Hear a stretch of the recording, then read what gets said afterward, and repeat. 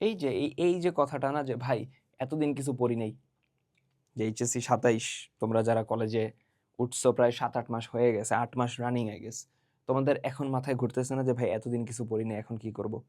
I know সব বছর প্রতি বছর এই করো তোমরা, প্রতি বছর ইন্টার স্টুডেন্টরা এইভাবেই আগায়, যে প্রথম 1 মাস পড়বে, দেন 1 মাসে সে গুণগত রসায়ন, ভেক্টর আর ম্যাট্রিক্সটা খুব ভালো মতো পড়ে, মানে সে ভাববে যে এক পা বুয়েটে আর এক পা ঢাবিতে আছে, দেন পরবর্তীতে তার পড়াশোনা আর মানে কোনো, মানে আল্লাহর নামে একদম ছেড়ে দিবে যে আচ্ছা হবে, কিছু একটা হবে। সো দেখা যায় যে 6-7 মাসের একটা গ্যাপের কারণে তোমার পড়া অনেক জমে যায়, তখন তুমি ভয় পাও যে আচ্ছা ভাই কিভাবে কি করব। সো আজকে আমরা কথা বলবো যে পড়ালেখার অবস্থা খারাপ, এটা হলো আমাদের সিচুয়েশন, রিয়েলিস্টিক সিচুয়েশন। সো এখান থেকে আমরা অ্যাকচুয়ালি কি করতে পারি, রিয়েলিস্টিক কিছু সলিউশন, যেগুলো আমার মনে হয় আমি যদি পাইতাম কলেজে থাকতে, কারণ এই সেম মানে সেম ভুল আমিও করছি আর কি। আমিও প্রথম 6-7 মাস পড়াশোনায় এমন পিছাইছিলাম, পরে ওটা রিকভার করতে আর পারি নাই। তো যাই হোক, সো ইয়ার ফাইনালের রেজাল্টটা, খারাপ রেজাল্টটা যেটা আসন্ন আর কি, তোমার পড়াশোনার অবস্থার উপর ডিপেন্ড করতেছে, ওটা তুমি এখন ঠেকাবা কিভাবে, আর এখন থেকে তুমি মুভ কিভাবে করবা, পরবর্তী জিনিসপত্র তুমি কিভাবে আগাবা। সো প্রথম কথা, যা গেছে তা গেছে, দ্যাটস ইট, যা গেছে তা গেছে। যেই জিনিস ভাই, যা গেছে তা গেছের মানে হইলো, ধরো তুমি কোনো একটা প্ল্যাটফর্মে লাইভ কোর্সের মাধ্যমে হলো ভর্তি আসো, বা অফলাইনে তুমি কারো কাছে পড়তেছো, যেই ব্যাচেই পড়তেছো না কেন, ধরো সেই ব্যাচে ম্যাথে সরলরেখা পড়ায় ফেলছে, চলে গেছে, স্যার পড়ায় ফেলছে বা ভাই পড়ায় ফেলছে, এন্ড তুমি তখন পড়ো নাই, তো এটা তো গেছে। এখন তুমি কি সরলরেখা পড়তে বসবা? কথা হলো না, যা গেছে তা গেছে। সো আমরা যে কাজটা করব, নতুন জিনিসপত্র মিস করা যাবে না, অর্থাৎ যেই ব্যাচে আমি পড়ি না কেন, নর্মালি স্টুডেন্টরা যেটা করে, ইন্টারমিডিয়েটে 4টা টিচার বা 3টা টিচার রাখে অ্যাটলিস্ট, একজনের কাছে ফিজিক্স পড়ে, একজনের কাছে কেমিস্ট্রি, আর একজনের কাছে ম্যাথ, টু সাম এক্সটেন্ট কেউ কেউ বায়োলজিও পড়ে। আবার অনেক জায়গায়, যেমন আমার এলাকাতেই যেটা হয়, যে ফিজিক্স ম্যাথ একজন পড়ায়, মানে যেই পড়ায় 2টা সাবজেক্ট পড়ায়, যেমন আমি ফিজিক্স ম্যাথ পড়াই, আর কেমিস্ট্রি বায়োলজি আরেকজন পড়ায়। সো যাই হোক না কেন, তুমি ব্যাচে তো পড়তেছো, সো ব্যাচে এখন নতুন, মানে নতুন তোমারে যা পড়াবে, যেমন ধরো মেজরিটি জায়গায় ম্যাথ যারা পড়াইতেছে বা তোমরা যারা পড়তেছো এখন ফাংশনের আশেপাশে থাকার কথা, অথবা সর্বোচ্চ ডিফারেন্সিয়েশনে যাওয়ার কথা, এই 7-8 মাসের টাইমে যদি আমি চিন্তা করি। সো তোমার এখন যা পড়াইতেছে, ধরো তোমার টিচার ডিফারেন্সিয়েশন ধরছে, সো তোমার এখন কাজ হলো ডিফারেন্সিয়েশন তুমি একদম শুরু থেকে শেষ পর্যন্ত সে যা যা পড়ায় ওগুলা পড়তে পড়তে আগাবা।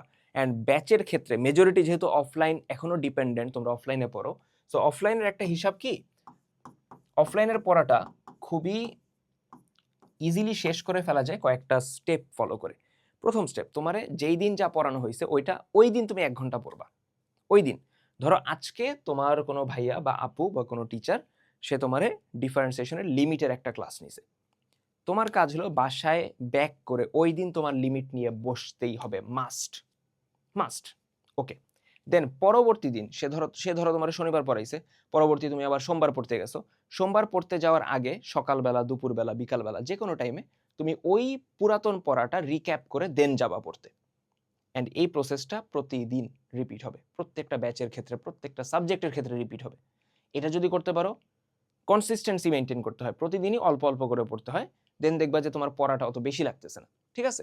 সো ব্যাচ বা প্ল্যাটফর্মের সাথে সাথে থাকতে হবে, তারা এখন নতুন যে জিনিসপত্রগুলো পড়াইতেছে ওগুলো মিস করা যাবে না। এখন যেগুলো ভাই বাদ গেছে ওগুলো আমি কি করব? যেগুলো বাদ গেছে ওগুলোর তোমার এক্সাম আছে, এক্স্যাক্টলি এই কথাটাই তোমরা বলবা যে ভাই আমার তো ইয়ার ফাইনাল আছে। সো সিম্পল হিসাব, যেইগুলা বাদ গেছে ওইগুলা এক্সামের জন্য একটা রিভিশন ক্লাস টাইপের বা ওয়ান শট ক্লাস টাইপের করে ফেলবা, যেটা অবভিয়াসলি আমি কখনোই সাজেস্ট করি না, কারণ ওয়ান শট ক্লাস মানে ইন্ডিয়ান বেসিক বিল্ড আপের জন্য ভালো না। সো আমার কথা হইলো, যেহেতু এখন মানে ডায়ার সিচুয়েশন, অবস্থা খারাপ, বাঁচতে হবে, সো এখন আমার ওই রিভিশন ক্লাসটা করতেই হবে। সো পরীক্ষা যদি থাকে 2 দিন পর তোমার ধরো বৃত্তের পরীক্ষা, বৃত্তের একটা রিভিশন ক্লাস বা ওয়ান শট ক্লাস দেখলা, দেখার পর বিগত বছরের বোর্ড কোয়েশ্চেনগুলো সলভ করলা 3-4 বছরের, দেন পরীক্ষাটা পার করে দিলা। বুঝা গেছে? বাট যেই জিনিসপত্রগুলো এখন তোমার নতুন করে পড়ানো হইতেছে ওগুলো আর মিস দেওয়া যাবে না। তাহলে ভাই ওগুলা আমি যে যা গেছে তা গেছে যে বললেন আপনি, পুরাতন জিনিসগুলো আমি ভালো মতো পড়বো কখন? ওইটা হইলো ফাঁকা টাইমে। ফাঁকা টাইমটা কখন? টেস্ট পরীক্ষার পরে। ইন্টারমিডিয়েটের আইরনিটা এই জায়গাতেই, যে যেইটা চলে যায় ওইটা পড়ার টাইম তুমি পাবা টেস্ট পরীক্ষার পরে, তার আগে পাবা না। তার আগে নতুন জিনিস এত পরিমাণে মানে এত ফ্রিকোয়েন্টলি আসতে থাকে অ্যান্ড তোমার অ্যামাউন্টটা এত বা কনসেন্ট্রেশনটা এত বেশি থাকে, এত বেশি পরিমাণে পড়া থাকে, সো পুরাতন জিনিস আবার টানাটা পসিবল হয় না। যদি পারো ভালো, যদি পারো। বাট দেখা যায় যারা মানে অফলাইনে যেটা হইতো আর কি, ধরো অফলাইনে আমি যেই পড়াটা মিস করে ফেলছি সেটা তো চলে গেছে, বা তুমি লাইভ কোর্সে আসো যেই লাইফটা হয়ে গেছে ওটা তো হয়ে গেছে। সো এটা রেকর্ডেড থাকলে সুবিধা, অথবা যদি ক্লাসই তোমার প্ল্যাটফর্মে যদি রেকর্ডেড হয় তাহলে আরও সুবিধা। তুমি রেগুলার নতুন পড়ার পাশে পাশে পুরাতন জিনিস অল্প অল্প অল্প অল্প করে আগাইলা। বুঝাইতে পারছি? সো এটা করতে পারলে বেটার হয়। সো রেকর্ডেডের কথা যেহেতু বললাম, অবভিয়াসলি একাডেমিক অ্যাডমিশনে আমাদের প্রত্যেকটা জিনিস এভাবে রেকর্ডেড ওয়েতেই আছে, প্রত্যেকটা ক্লাস রেকর্ডেড, যখন যেই ক্লাসটা করার দরকার সুন্দর মতো করতে পারবা।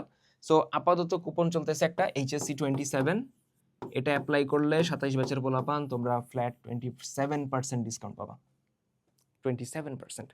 So that being said, enrol হয়ে যাও। আর যা যা বললাম আজকে ইনশাল্লাহ মাথায় থাকবে। নেক্সট অন্য কোনো ভিডিওতে দেখা হবে, তার আগ পর্যন্ত পড়াশোনা করতে থাকো। আল্লাহ হাফেজ।